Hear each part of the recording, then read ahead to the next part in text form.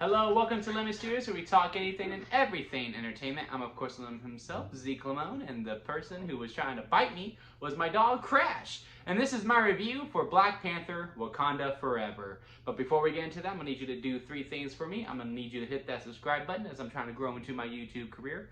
I'm also need you to leave a like on this video, as that also helps out with the algorithm. And also, comment below and let me know what you thought of Black Panther Wakanda Forever. And let's have a nice little discussion about it because I love talking about movies. Man, this movie, I knew going in it was going to be heavy going into it because it was just going to be an emotional ride. And man, Ryan Coogler, oh, you're so cute. You're so sweet, but I'm working right now. Ryan Coogler, the director and writer, was dealt such a bad hand. And when I got out of the theater, I did my quick immediate thoughts on a YouTube short. If you come here from that, thank you for joining. And then I did my immediate reaction where I go a little bit more in depth on TikTok because you only allow so much time on this. And I was like, such on a high after watching the movie. I was like, man, this movie's gonna get so much Oscar buzz. And just saying all these amazing things because that's literally just how I felt. That's the raw emotion coming out of the movie. That's just how I truly felt for it. Now I've had some time to think about it and like really simmer down a little bit. And I still think this movie's going to get Oscar buzz. Maybe not as much as I thought when I first came out, but I do think Ryan Coogler deserves a nod in directing and script writing. Because man, he was dealt such a horrible hand with the unfortunate loss of Chadwick Boseman, and how he incorporated that into the script, absolutely seamless.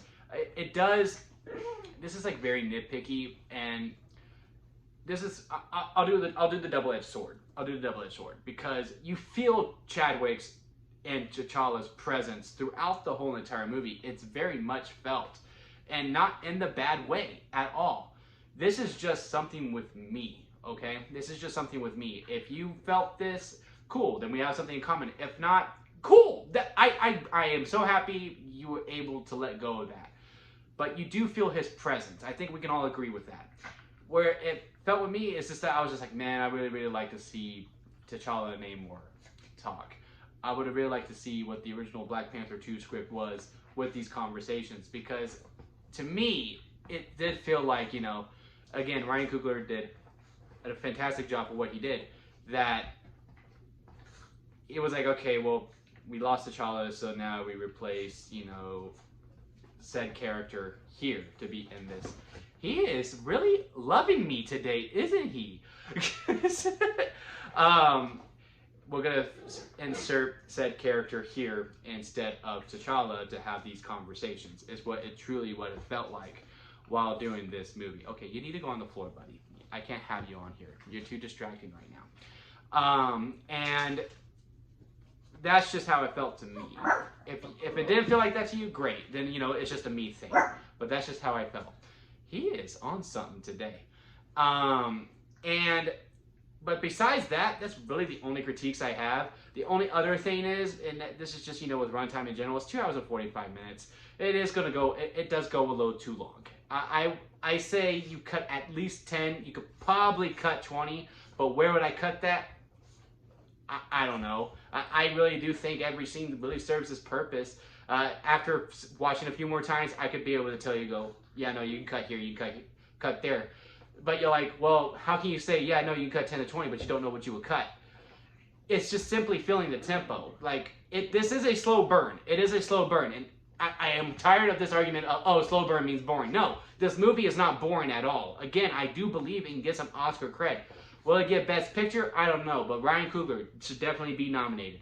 Angela Bassett should be a lock for being at least nominated. And hell, she might win, in all honesty, with how phenomenal she was. And the ensemble as a whole should be nominated for a SAG for Best Ensemble. That's truly how I feel about it. It's not boring when I say it's a slow burn. It's just it has this nice slow tempo. It goes through. It takes its time. And then you feel it towards the end. You're like, okay, man, we're still here, aren't we? We're still going. You feel that. But that's like way later on when we are wrapping it up. And again, the ending is absolutely great too. But at the same time, like, we could have shared a little thing where I feel a little more satisfied because I felt like I had to stay here a little bit longer than I should. That's just how I truly felt about it. But besides those two things, this movie's freaking near perfect. Again, acting, and you know, I did it in my rant. Angela Bassett steals this movie. Namor is absolutely great. Even though the runtime is long, and I do think it could be trimmed, you really understand where everyone's coming from, and you understand everyone's motives. Namor is really the first villain, minus Thanos, Killmonger to a degree, and Loki. Like, I put Namor up with those guys, where, you know, I get where you're coming from. I understand why you're doing it. I'm frustrated that you're doing this, but I understand 100% why you're doing it. And that is just so appealing. Like, I really loved Namor in this movie. And, you know, how they handle who's taking over the mantle for Black Panther, I think is pretty obvious, but, you know, it wasn't made clear in the trailer, so I'm not going to spoil it. This is a non-spoiler review. Was absolutely done beautifully as well, and especially, you know, with the conversation they have when they go to I forgot what it's called. When they go to the afterlife for the Wakandans. That conversation was great as well. Everything was done absolutely beautifully. Again, if the movie is just a little bit shorter, and I didn't have the power of hindsight, but again, I think that's just going to be a me thing. This movie is a strawberry lemonade, which is the highest rating I can ever give any movie, because this is how the lemon system works. A sour lemon, it sucks. It's it's 0 to 1 on the, if you're going to go 1 through 10. Expired store-bought lemonade, it's bad, but hey, there's some redeeming qualities. Store-bought lemonade, it's good, but there is a lot of bad. I can see why you would hate it. Lemonade, yeah, it's a movie, it's fine, it's good. You know, hey, watch it, don't watch it, whatever. Freshly squeezed lemonade, it's really, really good, but there are some problems with it, and that's where this movie falls. And then after that, strawberry lemonade, because that is the best kind of lemonade. We're Lemon Studios, for crying out loud. But yeah, this is a freshly squeezed lemonade. Man, you know, this is probably my favorite superhero movie of the year. This is definitely one of, if not my favorite, of Phase 4 for Marvel. They are going out on a real high on Phase 4. I know Phase 4 has been ups and downs for a lot of people. I've definitely had my ups and downs with Phase 4. But now we move into Phase 5. And I am so happy of where we are ending. He is biting my finger. So I'm going to start wrapping this up because I think he wants me to give him attention. And again, comment below and let me know what you thought of Black Panther Wakanda Forever.